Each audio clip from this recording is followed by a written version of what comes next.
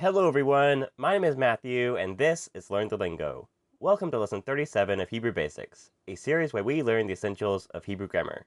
Today, we are going to learn the fifth and final verb tense of the Hebrew language, the imperative. The imperative is also known as the command form, and is used to give orders. Like the present tense, the imperative has four forms: masculine singular, masculine plural, and feminine plural.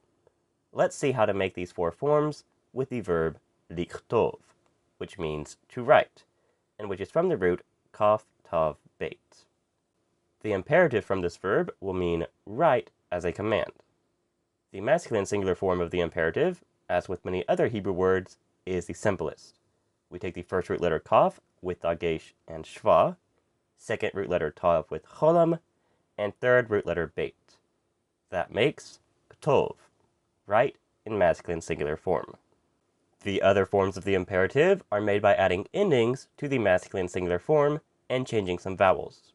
Both the feminine singular and masculine plural forms will change the shva under the first root letter to a hirik and change the cholam on the second root letter to a shva. Then the feminine singular form will add an e ending, and the masculine plural form will add an u ending. So write, giving a command to a woman, is kitvi, and write ordering a masculine plural group is kitvu. As with the future tense, in modern Hebrew, feminine plural groups will usually have the same command form as masculine plural groups. So to tell a group of women write, we can say kitvu, using the masculine plural form. But there is also an imperative form exclusive to feminine plural groups, which, as with the future tense, is usually only used in biblical or formal modern Hebrew. We can make this form from the masculine singular form ketov by just adding na. Ketov na, write, commanding a feminine plural group. Today we'll also see a few types of roots that will make the imperative slightly change its form. Let's start with roots that begin with ayin, chet, or hey, using the root ayin, beit, dalet, which has a meaning of working. The letters ayin, chet, and hey cannot take a shva as the first letter of a word or syllable, so the masculine singular and feminine plural commands cannot have the regular form that we see in ketov and ketovna, which have a shva under their first letters. So instead, this first vowel will be a patak shva when the first root letter is ayin, chet, or hey. The command work, speaking to a man, masculine singular, is avod, with the first vowel as a patak shva. The feminine plural form adds na to this masculine singular form. So work, speaking to a group of women, is avodna. The feminine singular and masculine plural forms are not affected when the first root letter is ayin, chet, or hey, since their first vowel is a hirik. Work ordering a woman is ivdi, and ordering a group of men or a mixed group is ivdu. If the first root letter is aleph, as in the root aleph kaf lamed, which has a meaning of eating, the forms of the imperative will be similar, but the first vowel in the masculine singular and feminine plural forms will be a segul shva instead of a patach shva, since aleph prefers vowels. To tell a man eat, we say echol, with the vowel under the first root letter aleph as a segul shva.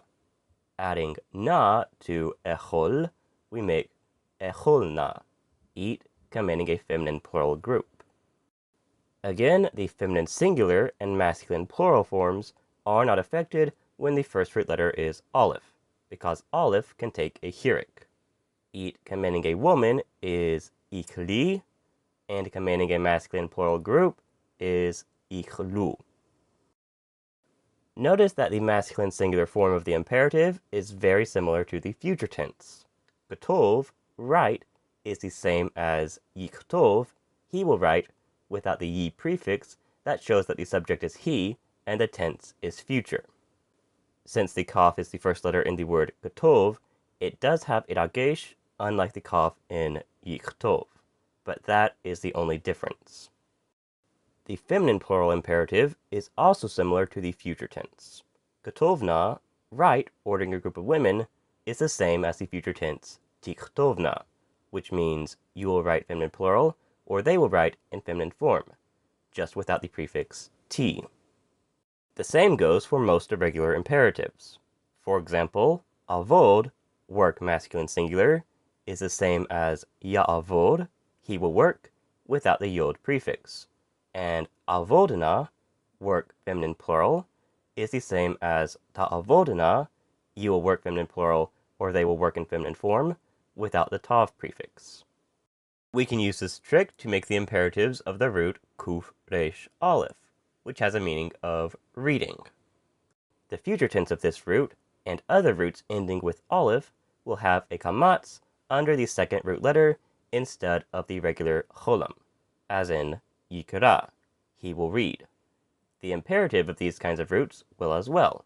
So read, commanding a man, is kara, with a kamatz on the second root letter.